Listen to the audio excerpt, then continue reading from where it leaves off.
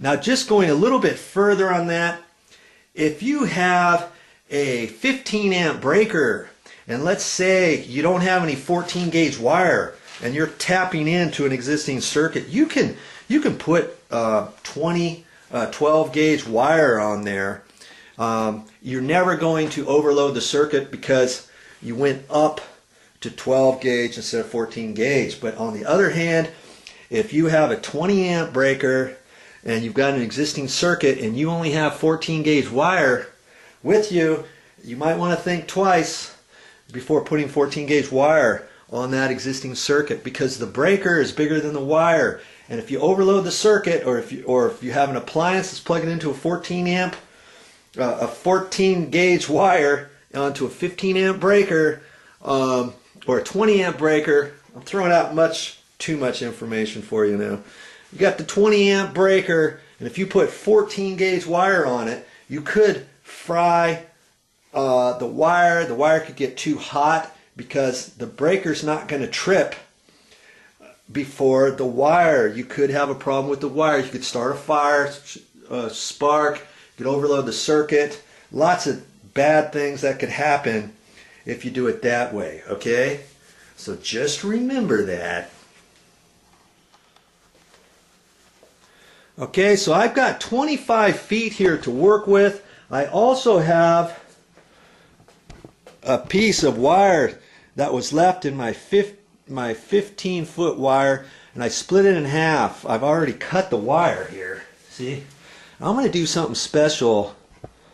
I'm going to do something special. Where did I cut it? Here. Right there. You see there? I got two pieces now.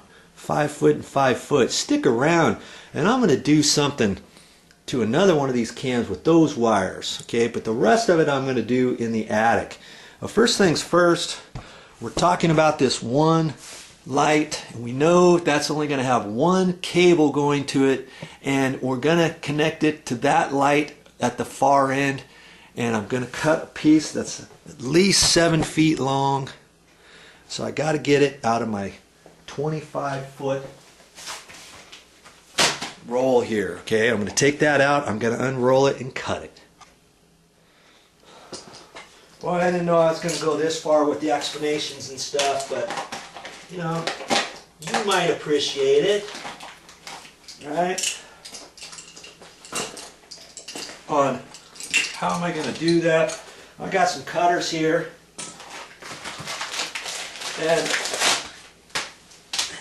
you got to have some sort of cutters or something. And when I pull this out, I don't just pull it out and like this and get it all wiggy on me. I try to unroll it, you know, the same direction so I don't get like kinks in it, right? I just keep unrolling it this way. I guess I could go like that and pull it, you know, but I want to kind of straighten it out as I go.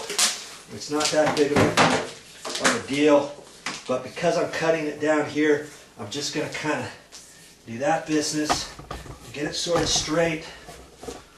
Remember, I'm going to cut it 7 feet long.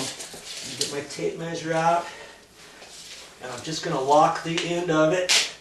I'm going to hold it out to 7 feet. Where is 7? See, I got a locking tape measure, so I just got it locked. Just press my little lock down on the end of the tape. Lock that. Hit that. There's my 7. I'm going to cut that.